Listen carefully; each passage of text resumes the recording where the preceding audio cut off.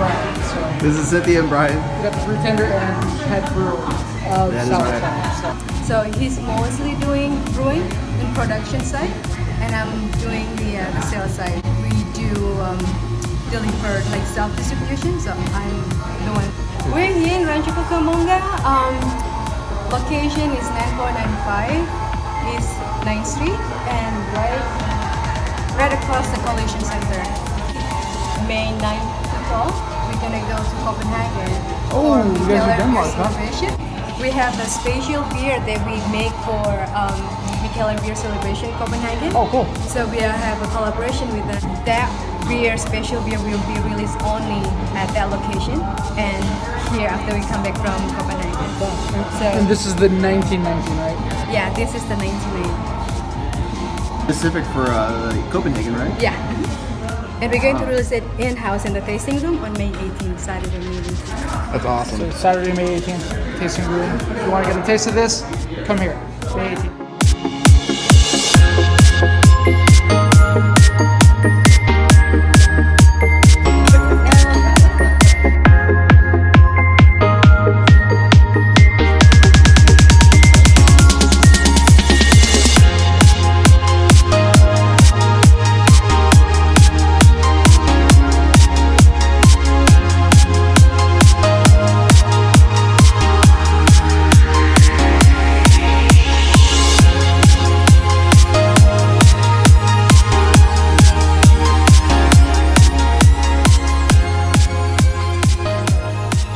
Vic and Bran from Two Bros, One Brewery here at Sour Cellars in Rancho. This place has been around since 2014, from what I understand. If you go to their About section on their website, and actually a little bit of info on how complicated these beers are to process.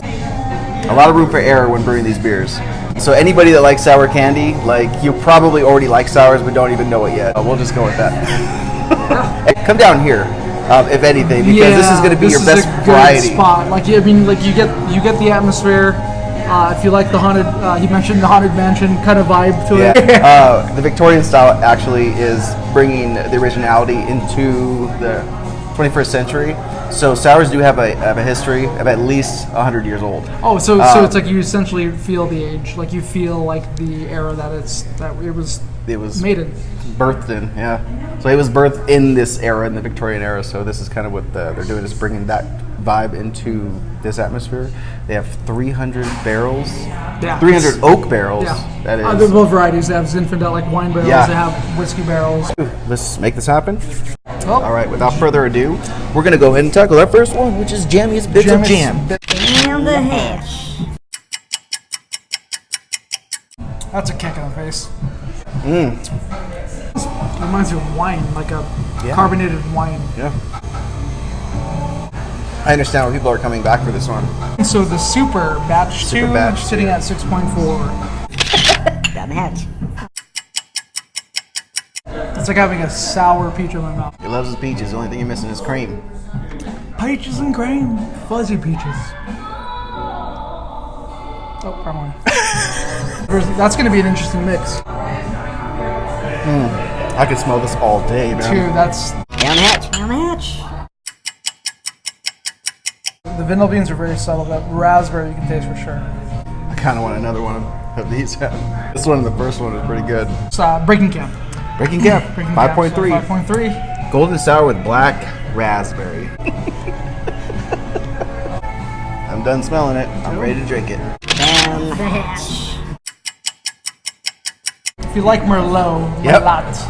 I knew it was going to taste like that. There's like a dark grape. I feel like I could do another flight. I really feel like I could too, but I won't.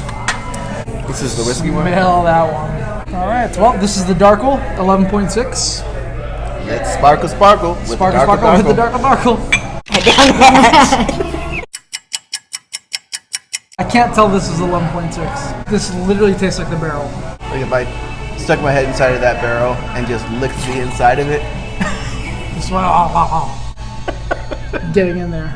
Brewer actually did a really good job of combining all these flavors and not really make any one of them that overpowering. Yeah, and it's kind of syrupy too on your lips. So. And we end with Dead Mouse.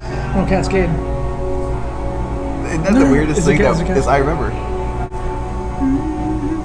It's a sign. That we were meant to be here.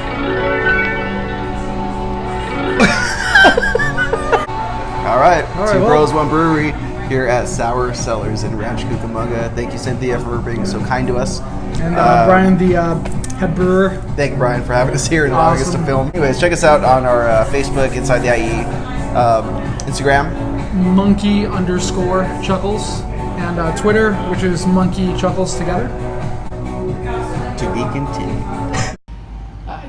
Does it make it harder to experiment because of the process is like so time consuming? Yeah. Because we don't really know what we got for months or years. Yeah. Yeah, we're starting to do things now too, where since we're over fruiting in the fruit tanks, there's so much fruit in the tanks that we'll plop a barrel in there or something just to cover that fruit and kind of mix with the beer that's still mingling with the fruit, and then we'll put that back into the barrel because it'll be really full of sediment of yeast and fruit particles. We'll put it back in the barrel and then let it settle out for a few more months and then turn that into another beer. I have one that's plum blueberry back there. And I'm going to blend it with this other one that's like blueberry juice, and then we're going to dose it with lavender and make a whole different blend out of it. We got English lavender and French lavender. I think I read that the French one has camphor in it, which makes it kind of astringent. This one definitely makes it smell more like soap. Whoa. Yeah. Like a eucalyptus. Yeah, so this one kind of Wow. reminds me of something from bathtub or something. And reading the books, it turned me on to all the different styles. So I started going to Total Wine and looking on Beer Advocate for the best of the styles. And I go try to find those on the shelf and then just see what to make. So that's when I learned about the different yeast strains and stuff. And then the last style in the book was on sours. And it basically said that a normal brewery is more like a hospital where everything's sterile and clean. But sours, it's more like dusty barns and things like that, spider webs. I'm like, well, what does that taste like? So I started tracking that stuff down just to see what it tasted like. And then homebrewing wise, I wanted to try to basically find what was the most sought after beer for each style that I couldn't get, and then try to replicate it, just to see why or what it tasted like. And yeah, sours just became like the most difficult thing. So yeah, it kind of drew me into it. And Brian from Sour Cellars, the mastermind behind Sour